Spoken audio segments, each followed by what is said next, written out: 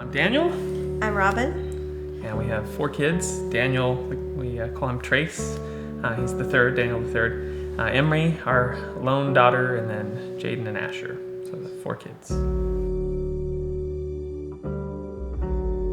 I applied for a PhD program and got accepted, and so we moved out to California where I could go to Fuller and get my PhD. I took a position at a church out there in California and served there for about just over 3 years, and then when that ended, that's when we moved back.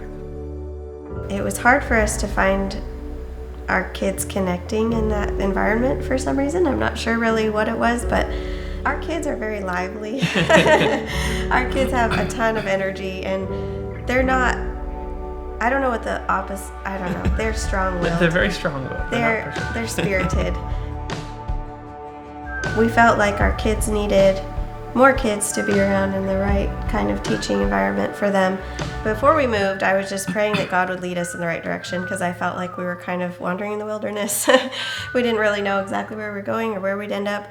And I felt like, well, God will show us where to go and He'll lead us. And one day in devotionals, I just felt the Holy Spirit leading me to seek His joy. And so I said, okay, I'll seek your joy. And so I told Him that on the way out here. I said, I feel like God just told me to look for His joy.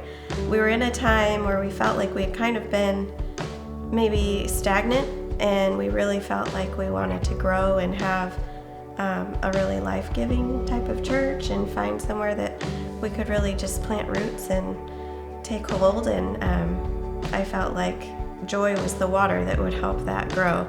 We came to Redeemer, and it happened to be one of the weeks that you had your joy campaign, and there were like joy posters plastered all over the church, and you were having an evening of joy for the women, and I was like, okay. I think that's where we're supposed to be. That particular sermon, it was on one of the Psalms, I forget which one, but Pastor Bill was preaching, and we, after seeing joy everywhere, we just were kind of laughing to ourselves. And then once he started the sermon, we just started counting how many times he mentioned the word joy. And I mean, every time it was like 20 or 30 times the word joy came out of his mouth. So it was quite comical. It was also the first church after all the other ones that we tried where all of our kids came out of their rooms like so happy, and they all said that they liked it, and that hadn't happened. And it's not that it's all about, are they happy or do they love it or not, but it just gave me a lot of peace knowing that it seemed like somewhere that all of us fit.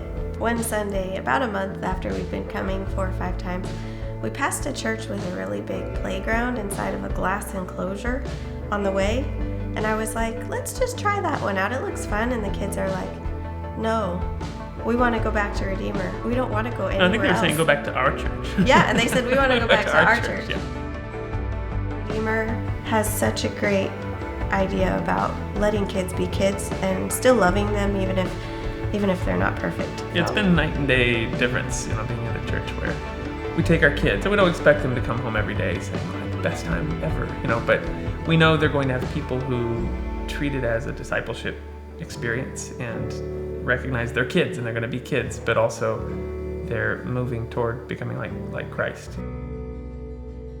We've been here a year now, and I feel like God's put it on our hearts to just run the good race and to continue and